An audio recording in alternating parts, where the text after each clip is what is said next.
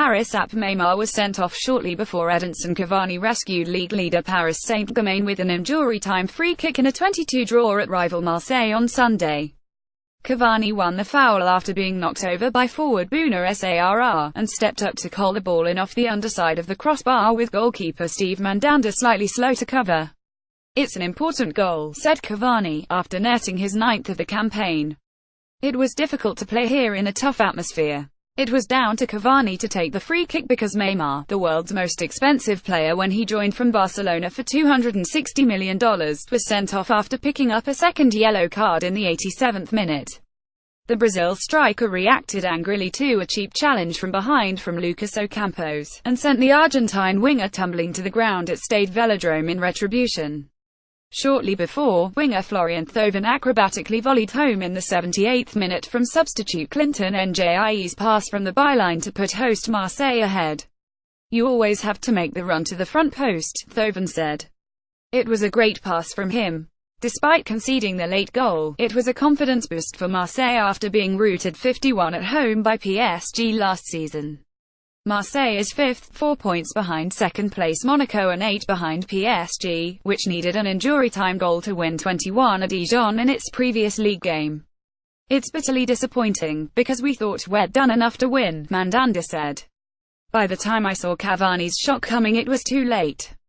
But we should be happy and proud of our performance. PSG was heavy favourite, but Marseille twice took the lead."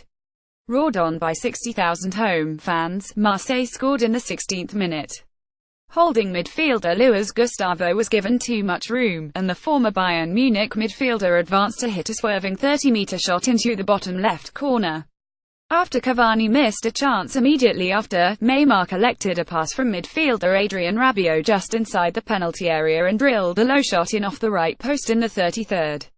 There were no PSG fans present due to security concerns, but Marseille fans clashed with riot police before the game. Rome app with a combined age of 99, Italy's once vaunted BBC defensive trio is showing its years. The Azzurri will still rely on Andrea Bazzali, Leonardo Bonucci and Giorgio Chiellini in a World Cup playoff against Sweden next month, but the signs in Serie A lately have not been encouraging. More Coman fired. Who's in line? Bonucci's red card with AC Milan over the weekend was the latest in a series of poor performances after his high-profile transfer from Juventus made him the highest-paid player in Italy. Chiellini and Bazzali were beaten for goals twice by Ciro Immobile in Juventus' 21 home loss to Lazio less than 10 days ago, and Chiellini was again off form in the Bianconera's 62 victory over Udinese on Sunday. Chiellini was fooled by Stipe Perica for Udinese's first goal and then left Danilo unmarked to head in another as he appealed for an offside call that never came. Bonucci is 30, Chiellini is 33 and Bazzali is 36. While Italy coach Gianpiero Ventura has shown interest in developing new talent, he has shown no indication that he plans to cast aside the BBC when it counts. After all, Italy has historically been slow to incorporate younger players, especially defenders. More MLS playoff brackets set. That means the likes of Daniele Rugani, who plays for Juventus, Alessio Romagnoli, Milan, and Mattia Caldara, Atalanta, who are all in their 20s, may have to wait for their chances with the Azzurri. But Ventura would do well to remember how Marcelo Lippi kept Fabio Cannavaro and other veterans in the lineup at the 2010 World Cup, only to acknowledge after the first-round exit that he made a mistake and was overly influenced by the older players' performance en route to the title 4 years earlier.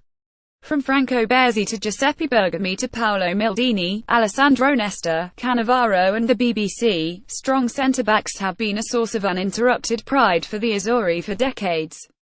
Gianluigi Buffon in goal has also provided a security blanket for nearly 20 years, but he, too, is approaching the end of his career and will likely retire after this season, or after his record 6th World Cup if Italy qualifies. Italy's hopes of avoiding the playoffs were dashed with a debilitating 30 loss in Spain last month that offered a first hint of defensive problems. The defeat ended Italy's 11-year unbeaten run in qualifiers for World Cups and European Championships. Mourma Bappi, named Golden Boy, the Azzurri attributed the loss to Spain on September 2 to a lack of physical condition so early in the season. Bonucci, it was figured, just needed some time to adapt to his new surroundings at Milan. In July, Bonucci completed a surprise transfer from Juventus, where he clashed with coach Massimiliano Allegri last season and was memorably left in the tribune for a Champions League match at Porto. The transfer fee topped €40 million, nearly $50 million, and Bonucci signed a 5-year contract worth up to €10 million, nearly $12 million per season. He was also made captain before he ever wore a Milan shirt. When Milan started to falter a month ago, physical trainer Emanuele Marra was fired, reportedly in large part because Bonucci demanded better fitness preparation. But Bonucci was outrun by Mauro Icardi on Inter Milan's first goal when the striker scored a hat-trick in a 32 derby win 8 days ago. He was also to blame for the second, failing to mark Icardi in the area. Things got even worse for Bonucci when he was sent off in the first half of Milan's 0-0 draw at home with Genoa on Sunday for elbowing a defender in the head as he jostled for position on a free kick. Ligue 1 Neymar sent off Bonucci will likely be given a multiplayer match ban, which would exclude him from facing Juventus next Sunday and could affect his form for the November 10 and 13 playoffs. Leo is a champion, Buffon said. He'll become decisive again. But it makes me feel calmer knowing that we won't have to face him on Saturday. More AB Serie A coverage http://satnews.com tag Serie A. Andrew Dampf on Twitter http www.twitter.com/Dampf. Major League Soccer's playoff bracket is set. Our staff predictions are coming Tuesday before the first round matchups, but here's what we'll be watching. More Mbappé named Golden Boy. The chase begins with Chicago and the Red Bulls, and San Jose heading to Vancouver. The Quakes drew the Caps just over a week ago, on October 15. First round E3 Chicago vs. E6 New York Red Bulls, 8:30 p.m. ET. Tuesday W3 Vancouver vs. W6 San Jose, 10:30 p.m. ET. Tuesday E4 Atlanta vs. E5 Columbus, 7 p.m. ET. Wednesday W4 Houston vs. W5 Sporting KC, 9:30 p.m. ET. Wednesday Conference Semi-Finals W1 Portland vs. San Jose, Houston, or Sporting KC. W2 Seattle vs. Houston, Sporting KC, or Vancouver. E1 Toronto vs. New York Red Bulls, Atlanta, or Columbus. E2 New York City vs. Atlanta, Columbus, or Chicago. Conference Finals Eastern Conference, November 21 and November 28–29 Western Conference, November 21 and November 30 MLS Cup Final at finalist with best record, 4 p.m. ET. December 9 follow at Nicolas Mendela. Where will Everton turn in search of their next manager? U23's coach David Unsworth is the frontrunner to take over, according to several betting sites. Not that we'd partake in such madness, and the 44-year-old boasts 312 career appearances for the Toffees. More Everton sacks Ronald Koeman. As for who else could be in frame for the gig, there are names quite familiar and new. David Moyes. This one is an eyebrow-raiser, as Moyes has had little if any success since leaving Everton and ended his time at Sunderland with a sexist takedown of a journalist.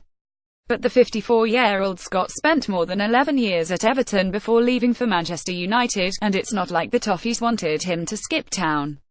He was thrice League Manager of the Year at Goodison Park. Sean Dyche, the Burnley boss, has overachieved time and again at Turf Moor, and the Clarets are one of the smallest outfits the Premier League has ever seen.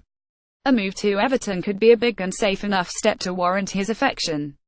Carlo Ancelotti, HES said HES not returning to a manager's seat this season, but the Italian may relish the chance to take a skillful team and organize it into its rightful potential. And we think HES do a magnificent job.